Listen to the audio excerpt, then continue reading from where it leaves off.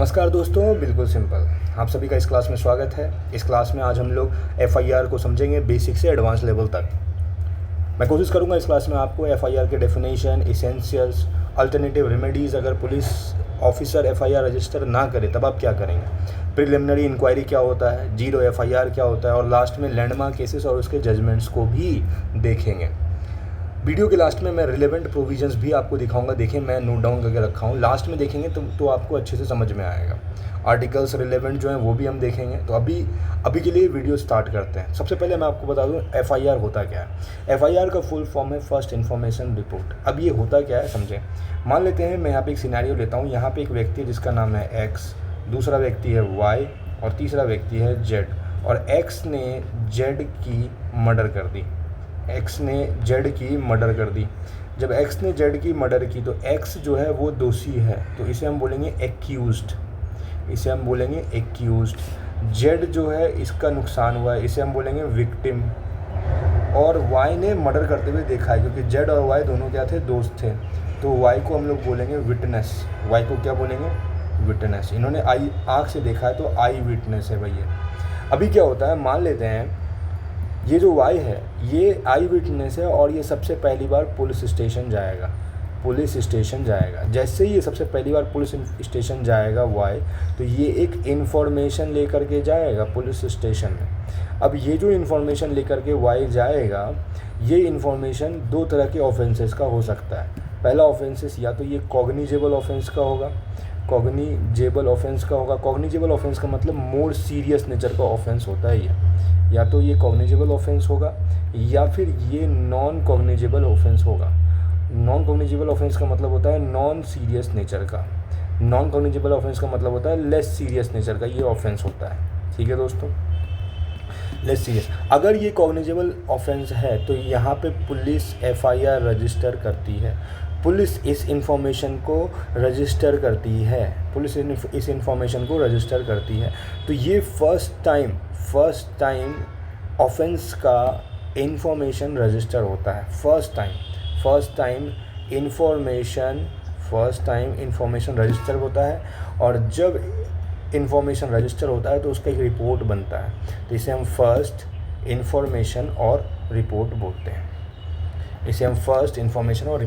हैं। इसका मतलब एफआईआर बेसिकली वो इंफॉर्मेशन है, first information of the offence. Information किसका है, इंफॉर्मेशन ऑफ ऑफेंस है। एफआईआर इंफॉर्मेशन ऑफ ऑफेंस है। कौन सा ऑफेंस है भाई साहब, कॉग्निजेबल ऑफेंस है। कॉग्निजेबल ऑफेंस का ही एफआईआर लॉज होता है। मोर सीरियस नेचर के ऑफेंस का ही एफआईआर लॉज होता है। फॉर एग्जांपल मर्डर, रेप, डकैती, है ना, क्रिमिनल कॉन्स्पिरेसी, ऐसे केसेस का एफआईआर दर्ज होता है। जो नॉन कॉग्निजेबल होते हैं उनका एक नॉन कॉग्निजेबल रिपोर्ट बनता है, एनसीआर, वो बात की चीज़ है। अभी हम लोग एफआईआर पे ही फोकस्ड रहते हैं। तो जब हम आगे बढ़ेंगे तो नेक्स्ट चीज़ होता है कि आखिर एफआईआर को कौन लॉन्च कर सकता है। तो हमारे केस में जो विक्टिम था, विक्टिम कौन था, जेड का मर्डर हो गया था साहब। जेड का मर्डर हो गया तो पहला तो चांस है कि विक्टिम जाके खुद कर दे। मान लेते वो मरा नहीं, लेकिन हमारे केस में क्या हुआ, जेड मर गया, तो विक्टिम तो अवेलेबल ही नहीं है। हालांकि विक्टिम भी लॉन्च कर सकता है। तो अब ये आई विटनेस है। आई विटनेस कौन था, वाई जाके आराम से एफआईआर लॉन्च कर सकता है। मान लेते हैं वाई भी नहीं जा रहा है, तो अगर कोई व्यक्ति है जिसको इन्फॉर्मेशन मिला कि वहाँ पे जेड की मर्डर हो गई है, तो वो व्यक्ति जिसके पास इन्फॉर्मेशन है उसे हम बोलेंगे इन्फॉर्मेंट जाकर के इन्फॉर्मेशन दे सकता है। इन्फॉर्मेंट जाके फर्स्ट टाइम इन्फॉर्मेशन देगा पुलिस को, and that information is FIR. या फिर पुलिस को खुद पता चले कि भाई वहाँ पे मर्डर हो गया है जेड का, पुलिस ऑफिसर जाएगी and then police officer note down करेगी जो पुलिस ऑफिसर वहाँ पे देखेगी। That is also called FIR. Police officer भी एफआईआर रजिस्टर कर सकता है। या फिर ऐसा तो रेयर केस होता है कि जो व्यक्ति एक्यूज्ड है, एक्यूज्ड मतलब गिल्टी, और यहाँ पे गिल्टी कौन था, एक्स, क्योंकि एक्स ने करी थी मर्डर। तो ऐसा भी हो सकता है कि एक्स जाके खुद ही कबूल ले ले। पर ऐसा भी केस है कि एक्स ने जाके कबूल कर लिया। अब मान लेते हैं इनमें से कोई भी एक व्यक्ति गया एफआईआर रजिस्टर कराने, और जब वो रजिस्टर कराने गया है एफआईआर, तो कैसे रजिस्टर कराएगा, तो उसके वहाँ पे आता है मोड ऑफ कम्युनिकेशन। तो मोड ऑफ कम्युनिकेशन इनके पास हैं 3 तरीके। पहला तो ये ओरल पुलिस को बोले, पुलिस को क्या करे, बोले कि साहब ऐसा ऐसा ऐसा ऐसा हुआ था, तो पुलिस ऑफिसर इसको क्या करेगा, राइट डाउन करेगा। पुलिस ऑफिसर क्या करेगा, राइट डाउन करेगा, याद रखें पुलिस ऑफिसर को लिखना है। दूसरा ऑप्शन ये है कि जो भी व्यक्ति गया है एफआईआर देने, वो रिटर्न में दे दे कंप्लेन, रिटर्न में कंप्लेन दे दे। अब वो अगर वो रिटर्न में भी कंप्लेन देगा तब भी पुलिस ऑफिसर उसको क्या करेगा, राइट करेगा। और एक तीसरा नया इम्पोर्टेंट मेथड आया है एफआईआर लिखवाने का, वो है इलेक्ट्रॉनिकली आप एफआईआर लॉन्च करवा सकते हैं। इलेक्ट्रॉनिकली आप फर्स्ट इन्फॉर्मेशन दे सकते हैं पुलिस को। बट यहाँ पे एक चीज़ मैंडेटरी है दोस्तों, कि जो व्यक्ति एफआईआर दे रहा है वो व्यक्ति विदिन 3 डेज़ आ करके साइन करेगा। विदिन 3 डेज़ में उसको साइन करना पड़ेगा अपना। जब वो आके साइन करेगा तो ये एफआईआर वैलिड होगा, और देन पुलिस ऑफिसर यहाँ पे इन्वेस्टिगेशन स्टार्ट करेगी। ठीक है दोस्तों। नेक्स्ट सवाल ये उठता है कि ये एफआईआर लॉन्च करवाया कि कौन लॉन्च करवा सकता है, वो हम देख लिए। फिर हमने देखा किस तरीके से लॉन्च करवा सकता है, या तो ओरल हो, या तो रिटन हो, या फिर वो इलेक्ट्रॉनिकली कम्युनिकेट कर सकता है। लेकिन एफआईआर लॉन्च ही क्यों करवाना है, व्हाट इज़ द पर्पस, तो पर्पस इसका क्या है वो समझे।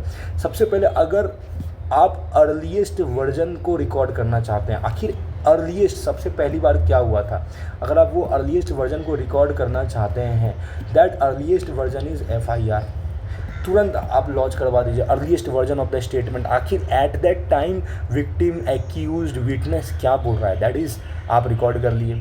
अगर रिकॉर्ड कर लिए तो बाद में जो भी फैब्रिकेशन हो सकता था, बाद में एविडेंस मिटाए जा सकते थे, जो भी फैब्रिकेशन हो सकता है वो सारे अवॉइड हो गए, सारे फैब्रिकेशन क्या हो गए, अवॉइड हो गए। और जैसे ही एफआईआर लिखेगा तभी तो पुलिस के पास कुछ तो बेसिक इन्फॉर्मेशन होनी चाहिए। जब पुलिस के पास बेसिक इन्फॉर्मेशन होगा तभी तो पुलिस इन्वेस्टिगेशन स्टार्ट करेगी। तो FIR will act as a base on which base police will start investigation. और जब आप एफआईआर लॉन्च करते हैं, यहीं से जो हमारी पूरी की पूरी क्रिमिनल लॉ मशीनरी है, पूरी की पूरी क्रिमिनल लॉ मशीनरी है, ये स्टार्ट हो जाएगी। क्योंकि जैसे ही आप क्रिमिनल लॉ मशीनरी का मतलब होता है आपके पास बीएनएसएस है, बीएनएस है, बीएसए है, ये सारे लॉज तभी स्टार्ट होंगे जब एफआईआर लॉन्च होगा। So FIR is something which is mandatory. ठीक है दोस्तों, आगे बढ़ते हैं। अब मान लेते हैं कि एफआईआर रजिस्टर कराने गए,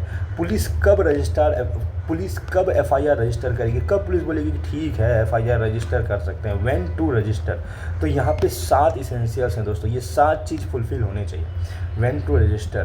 तो 7 चीज़ क्या क्या फुलफ़िल होने चाहिए ये मैं आपको बता दूं। सबसे पहला इंपॉर्टेंट बात आप देखिए, ये सातों मैंने सीक्वेंस में लिखा है। सबसे पहले कॉग्निजेबल ऑफेंस तो हो, मैंने आपको पहले ही बताया मैंडेटरी कंडीशन है कि कॉग्निजेबल ऑफेंस हो। जैसे एक्स ने जेड का मर्डर कर दिया, ये हमने आपको पहले ही बताया, तो कॉग्निजेबल ऑफेंस हुआ है, तो पहला इसेंशियल तो फुलफ़िल हो गया। दूसरा, मान लेते हैं जेड का जो दोस्त था वाई, जो कि इन्फॉर्मेशन देने गया, तो दूसरा एक कोई व्यक्ति हो जो कि जा करके इन्फॉर्मेशन दे।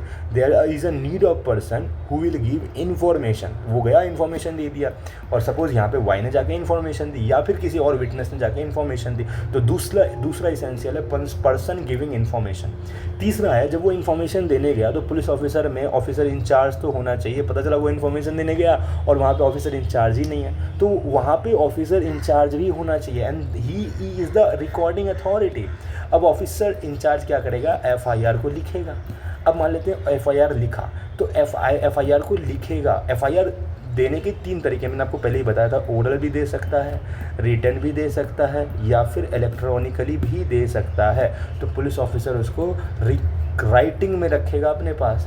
राइटिंग में रखने के बाद पुलिस ऑफिसर का काम होता है कि वो एक्यूज्ड जो भी एफआईआर लिखवाने आया है, सपोज़ हमारे केस में वाई आया था एफआईआर लिखवाने, तो वाई को बताएगा कि भाई साहब ये मैंने एफआईआर में लिखा है, देखिए ये पॉइंट हमने लिखा है, आप संतुष्ट हैं। वाई बोला हाँ भाई हम संतुष्ट हैं, हमें पता है कि आप सही लिखे हैं, ठीक है। तो वाई यहाँ पे करेगा साइन, वाई यहाँ पे क्या करेगा, साइन। तो नेक्स्ट पॉइंट है साइंड बाय इन्फॉर्मेंट। जब वाई साइन कर देगा तो देन एफआईआर इज़ वैलिड, तब एफआईआर हो जाएगा वैलिड। और जब एफआईआर वैलिड हो जाएगा तब पुलिस उसे अपने जनरल डायरी में लिखेगी। जनरल डायरी में क्या होता है, जनरल डायरी या इसको डेली का ऑफिशियल डायरी बोलते हैं, जिसमें कि पुलिस ऑफिसर अपना रिकॉर्ड रखती है। अब यहाँ पे पुलिस ऑफिसर उस एफआईआर की एंट्री जनरल डायरी में करेगा। और जब पुलिस ऑफिसर एफआईआर की एंट्री जनरल डायरी में करेगा तो पुलिस ऑफिसर फिर इन्वेस्टिगेशन स्टार्ट कर सकता है। सवाल ये उठता है कि अगर एक व्यक्ति गया एफआईआर लिखवाने और एसएचओ स्टेशन हाउस ऑफिसर, जो कि पुलिस ऑफिसर का ऑफिसर इंचार्ज भी होता है, इसे हम ऑफिसर इंचार्ज भी बोलते हैं, मान लेते हैं वो बोल रहा है कि भाई साहब हम तो एफआईआर नहीं लिख रहे हैं, तो यहाँ पे हमारे पास आपके पास ग्रीवांस आपका अभी भी, आपका जो प्रॉब्लम है वो अभी भी परसिस्ट कर रहा है, तो आपके पास नेक्स्ट ऑप्शन आता है आर्टिकल 173 क्लॉज 4, जो बोलता है कि आप एक रिटर्न कंप्लेंट पोस्ट कर दीजिए सुपरिटेंडेंट ऑफ पुलिस को। अब यहाँ पे दो बातें होंगी, या तो एसपी इन्वेस्टिगेशन स्टार्ट कर देगा, बहुत अच्छी बात है, कहीं कोई टेंशन नहीं, लेकिन अगर एसपी ने इन्वेस्टिगेशन स्टार्ट नहीं करी देन आपके पास क्या ऑप्शन है, आर्टिकल 175 क्लॉज 3, आप अप्लीकेशन दीजिए मैजिस्ट्रेट को। अब मजिस्ट्रेट के पास भी दो ऑप्शन है, या तो वो ऑर्डर दे दे इन्वेस्टिगेशन का कि भाई इसका इन्वेस्टिगेशन करो, दूसरा ऑप्शन है कि मान लेते हैं मजिस्ट्रेट ने भी एक्शन नहीं ली, जब मजिस्ट्रेट भी एक्शन नहीं लिया तो आपके पास सेक्शन 223 ऑफ BNSS बोलता है कि आप क्रिमिनल कंप्लेंट फाइल कर दो। भाई क्रिमिनल कंप्लेंट फाइल कर दो, जैसे ही कंप्लेंट फाइल होगा तो एक्शन ले लिया जाएगा। मान लेते हैं ये भी काम नहीं कर रहा तो देन आप आर्टिकल 528 के हिसाब से हाई कोर्ट अप्रोच कर सकते हैं। हाई कोर्ट यहाँ से क्या कर सकता है, रिट पिटीशन लगा सकता है। रिट पिटीशन मतलब क्या है, बताओ भाई इसमें क्या काम क्यों नहीं हो रहा, ऐसा करके रिट पिटीशन हाई कोर्ट लगा सकती है। एक और बात है, अगर डेलिबरेटली पब्लिक सर्वेंट आपके एफआईआर को नहीं लिख रहा है तो उसे दिया जाएगा पनिशमेंट, और वो punishment rigorous punishment of 6 months to 2 year के बीच का होगा, उसे फाइन भी लग सकता है। दोस्तों ये आपके पास रेमेडीज़ थी। नेक्स्ट कंसेप्ट आता है कि आखिर ये प्रिलिमिनरी इंक्वायरी क्या है। प्रिलिमिनरी इंक्वायरी क्या होता है कि मान लीजिए वाई गया, आप कोई भी व्यक्ति गया रजिस्टर करने एफआईआर, तो पुलिस क्या बोलेगा, थोड़ा सा हम चेक कर लेते हैं, इसको बोलते हैं preliminary fast checking exercise. Police क्या बोलेगा, एफआईआर रजिस्टर करने से पहले थोड़ा हम चेक करेंगे कि आपका जो बात है वो सही है या नहीं है, या एफआईआर रजिस्टर करना चाहिए कि नहीं करना चाहिए। लेकिन यहाँ पे रूल क्या बोलता है वो समझे दोस्तों। रूल ये बोलता है कि अगर प्राइमा फेसाई, अगर पहली नज़र में ही लग रहा है कि ऑफेंस कॉग्निजेबल है तो पुलिस इसमें कुछ चेक नहीं करेगी, कोई ज़रूरी नहीं चेक करने का, आप एफआईआर रजिस्टर कीजिए। अगर प्राइमा फेसाई ये बोल रहा है कि ऑफेंस कॉग्निजेबल है तो आप एफआईआर रजिस्टर करेंगे।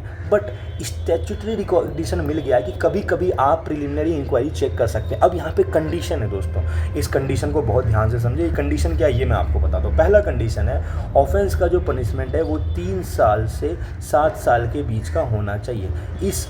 इन सारे ऑफेंस में आप प्रिलिमिनरी इंक्वायरी कर सकते हैं, ये तो पहला कंडीशन है। दूसरा कंडीशन है, प्रिलिमिनरी इंक्वायरी करने से पहले आप डीएसपी साहब का परमिशन लें, क्योंकि डीएसपी साहब चेक करेंगे कि उस ऑफेंस का नेचर क्या है, उस ऑफेंस की ग्रेविटी क्या है। वो चेक करके आपको बोलेंगे कि हाँ भाई प्रिलिमिनरी इंक्वायरी आपको करना है या फिर नहीं करना है।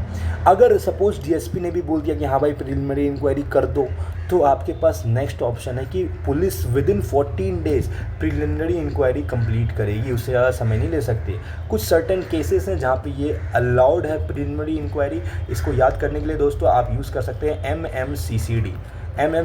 MM का मतलब होता है मैट्रिमोनियल या family disputes, medical negligence cases, corruption के केसेस में आप प्रिलिमिनरी इंक्वायरी कर सकते हैं, कॉमर्शियल ट्रांजैक्शन केसेस में, और अगर क्रिमिनल प्रोसिक्यूशन में, अगर एफआईआर लॉन्च करने में या किसी भी केस के प्रोसिक्यूशन में डिले आ रहा है तो आप यहाँ पे प्रिलिमिनरी इंक्वायरी पुलिस कर सकती है, ठीक है, with the prior permission of DSP. Next topic है 0 एफआईआर। ये क्या होता है दोस्तों, कोई भी व्यक्ति कहीं भी किसी भी पुलिस स्टेशन में क्राइम का रिपोर्ट लगा सकता है, ऐसा कोई दिक्कत नहीं। मान लेते एक व्यक्ति लखनऊ का है, अभी वो इलाहाबाद में है, अगर उसे किसी क्राइम का पता चलता है तो वो इलाहाबाद के ही पुलिस स्टेशन में जाकर रिपोर्ट कर देगा कि साहब ऐसा ऐसा मैंने देखा, ऐसा ऐसा हुआ है। तो इलाहाबाद का पुलिस ऑफिसर ये नहीं बोल सकता कि नहीं भाई हम लॉन्च नहीं करेंगे, हमारे जुरिसडिक्शन का नहीं है। इलाहाबाद के पुलिस ऑफिसर को एफआईआर लॉन्च करना ही पड़ेगा, एफआईआर लॉन्च करना पड़ेगा। बट यहाँ पे जब एफआईआर वो लॉन्च करता है ना तो उसका नंबर डालता है 0। इसका नंबर क्या डालता है दोस्तों, 0, और इसीलिए इसको 0 बोलते हैं। देखें, रजिस्टर विथ 0 नंबर, क्यों 0 नंबर डालता है? क्योंकि वो उसके जुरिस्डिक्शन का है नहीं। क्राइम तो नोट डाउन हो गया है, अब नोट डाउन करने के बाद इलाहाबाद की जो पुलिस अथॉरिटी है वो लखनऊ की पुलिस अथॉरिटी को ट्रांसफ़र कर देगी case, transfer to the police station और प्रॉपर जुरिस्डिक्शन में केस ट्रांसफ़र हो जाएगा। और जब प्रॉपर जुरिस्डिक्शन में केस ट्रांसफ़र हो जाएगा तब एफआईआर को एक वैलिड नंबर मिलेगा, that is a valid number. पहले तो 0 नंबर था इसलिए उसको 0 एफआईआर बोलते थे, तो अब एफआईआर को एक वैलिड नंबर मिलेगा। और जब एफआईआर को वैलिड नंबर होगा तब जाके पुलिस इन्वेस्टिगेशन स्टार्ट करेगी, जो भी प्रोसीडिंग्स होती हैं उसको आगे स्टार्ट करेगी। 0 एफआईआर क्यों, ये कंसेप्ट लाया क्यों गया? ये कंसेप्ट इसलिए लाया गया बिकॉज होता क्या था, जुरिस्डिक्शन के मामले में बहुत सारे एविडेंस ख़त्म हो जाते थे। बहुत सारे लोग क्या करते थे, जुरिस्डिक्शन का हवाला दे के केसेस को यहाँ से वहाँ ट्रांसफ़र करते थे, तो लोगों को इमीडिएट एक्सेस मिला पुलिस का। पहला तो फ़ायदा देखें, बहुत इंपॉर्टेंट। नेक्स्ट क्या है, कोई भी कॉग्निजेबल ऑफेंस अगर हुआ है तो इमीडिएट रिपोर्टिंग अगर होगा तो उसमें एविडेंस की वैल्यू रहेगी और लोगों को तुरंत रिपोर्टिंग करने का मौका मिल जाएगा। एविडेंस भी लॉस्ट नहीं हुआ क्योंकि आपने इमीडिएटली रिपोर्टिंग कर दी, तो ये एक फ़ायदा है। नेक्स्ट दोस्तों हम लोग स्पेशल नोट देखेंगे, एफआईआर यूज़ किया जा सकता है। एफआईआर यूज़ कहाँ कहाँ किया जा सकता है? एफआईआर टेस्टिमनी चेक करने के लिए यूज़ किया जा सकता है, testimony of the informant. FIR relevant fact की तरह भी एक्ट कर सकता है under section 4 of BSA. FIR अगर डाइंग डिक्लेरेशन हो, डाइंग डिक्लेरेशन मतलब कोई व्यक्ति एफआईआर लिखवाया और मर गया, तो उसके डाइंग डिक्लेरेशन को एज एन एविडेंस आप यूज़ कर सकते हैं। FIR as a confessional statement admissible नहीं है। अगर कोई व्यक्ति कन्फेशन कर दिया कि भाई साहब हमने ये जुर्म किया है पुलिस ऑफिसर के संदर्भ में और पुलिस ने उसको एफआईआर में लिख दिया, that is not admissible in the court. आप ये नहीं, अब पुलिस जाके ये नहीं कोर्ट में बोल सकता है कि इस व्यक्ति ने ये कन्फेशन किया था, ऐसा नहीं कह सकता है। नेक्स्ट हम लोग लैंडमार्क केसेस देखेंगे। पहला लैंडमार्क केस है यहाँ पे ललिता कुमारी और गवर्नमेंट ऑफ यूपी। क्या हुआ था, ललिता कुमारी नाम की लड़की थी, इसको किडनैप कर लिया गया। उनके पिताजी गए पुलिस स्टेशन, बोले कि भाई साहब मेरी बेटी की किडनैप हो गई है। पुलिस ऑफिसर एफआईआर रजिस्टर ही नहीं किया और बाकायदे प्रिलिमिनरी इंक्वायरी स्टार्ट कर दी उन्होंने। ये जो एग्रीव्ड व्यक्ति था ये सुप्रीम कोर्ट अप्रोच किया। सुप्रीम कोर्ट के सामने क्या सवाल था कि आर्टिकल 173 का जो एफआईआर वाला सिस्टम है, क्या इसमें प्रिलिमिनरी इंक्वायरी मतलब करना है या फिर एफआईआर नेसेसरी है, क्या सीन है? सुप्रीम कोर्ट ने बोला कि अगर कॉग्निजेबल ऑफेंस लग रहा है तो एफआईआर इज़ मस्ट, आपको एफआईआर लिखना ही लिखना है। प्रिलिमिनरी इंक्वायरी नॉट अलाउड वो केसेस में जिसमें कि ऑफेंस कॉग्निजेबल है, बट हाँ लिमिटेड केसेस में, जो कि मैंने आपको एमएमसीडी बता दिया, वहाँ पे प्रिलिमिनरी इंक्वायरी हो सकता है। नेक्स्ट है स्टेट ऑफ हरियाणा वर्सेस भजन लाल। इसमें क्या हुआ, भजन लाल नाम का एक व्यक्ति था जिस पे करप्शन का केस आया भाई। अब करप्शन का केस आया तो इस पर एफआईआर लिखा गया। इन्होंने क्या किया, एफआईआर का जो रजिस्ट्रेशन हुआ उसकी लीगैलिटी पे क्वेश्चन लगा दिया कि ये जो एफआईआर रजिस्ट्रेशन हुआ ये सही हुआ है कि नहीं हुआ, और ये केस कहाँ आ गया, सुप्रीम कोर्ट। अब सुप्रीम कोर्ट के सामने सवाल था कि क्या पुलिस ऑफिसर रिफ्यूज़ कर सकता है एफआईआर लिखने से अगर इन्फॉर्मेशन डाउटफुल या अनबिलीवेबल लगे? कोर्ट बोली नहीं भाई, पुलिस एफआईआर लिखने से पहले थोड़ी ना क्रेडिबिलिटी चेक कर सकता है कि एफआईआर सही है गलत। अगर ऑफेंस कॉग्निजेबल है तो एफआईआर रजिस्टर होनी ही चाहिए, डजेंट मैटर क्रेडिबिलिटी क्या है वो बाद में चेक कर ली जाएगी, बट आप पहले रिपोर्ट लिखिए, ये सुप्रीम कोर्ट ने बोला। थर्ड केस है youth bar association of India versus union of India. इसमें क्या हुआ, यूथ बार एसोसिएशन वालों ने बोला कि लोगों को एफआईआर का पब्लिक एक्सेस होना चाहिए। उन्होंने बोला कि एफआईआर को पुलिस वेबसाइट पे पब्लिश कर दो। इशू था कोर्ट के सामने कि क्या एफआईआर अपलोड होना चाहिए ऑनलाइन। कोर्ट ने बोला हाँ भाई बिल्कुल ट्रांसपेरेंसी ज़रूरी है, ट्रांसपेरेंसी क्या है ज़रूरी है, तो एफआईआर को अपलोड कर दो ऑनलाइन। और सेंसिटिव केसेस को पुलिस क्या कर सकती है, एग्जेम्प्ट कर सकती है, सेंसिटिव केस को नहीं डाल सकती है। दूसरा, एक्यूज्ड व्यक्ति या कोई भी व्यक्ति जब चाहे एफआईआर की कॉपी किसी भी स्टेज पे ऑब्टेन कर सकती है। नेक्स्ट एट द एंड दोस्तों हम लोग रिलेवेंट प्रोविजंस में आपको दिखा दूं। अब आपको रिलेवेंट प्रोविजंस समझ में ज़रूर आएगा। तो देखिए रिलेवेंट प्रोविजन में सबसे पहला है 2 का 1 क्लॉज जी। ये आपको बताता है कि आखिर कॉग्निजेबल ऑफेंस का डेफिनेशन क्या है। This is definition of cognizable offence. 173 clause 1 ये बताता है इन्फॉर्मेशन जब मिलेगा कॉग्निजेबल केसेस का तो आप उसको लिखिए, and that information is the first information, जिसको कि हम एफआईआर बोलेंगे। 173 क्लॉज 2 बोलता है कि फ्री कॉपी दीजिए आप एफआईआर का एक फ्री कॉपी जो भी व्यक्ति इन्फॉर्मेशन देने आया है उसको आप दे दीजिए। 173 क्लॉज 3 बोलता है कि प्रिलिमिनरी इंक्वायरी के बारे में बताया है, जो कि मैंने वीडियो में ऑलरेडी एक्सप्लेन कर दिया है। 173 क्लॉज 4 मैंने आपको ऑलरेडी बताया कि अगर एफआईआर नहीं लिख रहा है पुलिस तो आप 173 क्लॉज 4 के अकॉर्डिंग एसपी को अप्रोच कर सकते हैं। 175 क्लॉज 3 मजिस्ट्रेट ऑर्डर दे सकता है इन्वेस्टिगेशन के लिए। Article 223 criminal complaint, sorry, section 223, section 528 inherent power of high court I already explained, 199 punishment for the refusal to record FIR, अगर पब्लिक सर्वेंट रिफ्यूज़ करता है तो उस पर क्या पनिशमेंट होगा। आर्टिकल क्या क्या है, आर्टिकल 22 क्लॉज 2 ये बोलता है कि अगर कोई पुलिस ऑफिसर किसी भी एक्यूज्ड को अरेस्ट किया है तो विद इन 24 आवर उसको मजिस्ट्रेट के पास लेके आना है। 26 writ jurisdiction of high court, article 32 writ jurisdiction of supreme court. ये रिट जुरिस्डिक्शन जो होता है ये इन्फोर्समेंट ऑफ फंडामेंटल राइट के लिए बहुत खतरनाक पावर दिया गया है हाई कोर्ट और सुप्रीम कोर्ट को। तो आई होप दोस्तों इसके साथ आपको बिल्कुल सिंपल तरीके से FIR का सारा कंसेप्ट समझ में आ गया होगा। Thank you so much. Video अच्छा लगा हो, क्लास अच्छी लगी हो तो लाइक शेयर सब्सक्राइब जरूर करें।